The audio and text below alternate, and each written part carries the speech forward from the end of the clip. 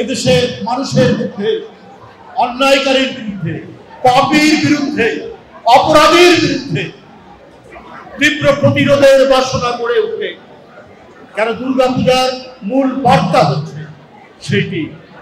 আজও অনেক অসুররূপী অনেক মানুষ যারা বাংলাদেশকে ধ্বংস করতে চায়, যারা বাংলাদেশের গণতন্ত্রকে এবং বাংলাদেশকে পরাধীন করাতে চায়,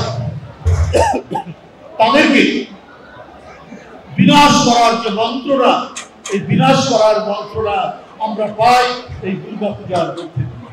দেবী দুর্গার যে বাণী, সেই বাণীর মধ্যে দিয়ে, সেই বাণী শুধুমাত্র হিন্দু ধর্ম সম্প্রদায়ের বাণী নয়, দেবীর বাণী সমগ্র মানব জাতির বাণী। দেবীর বাণী বাংলাদেশের প্রতিটি জনগোষ্ঠীর বাণী।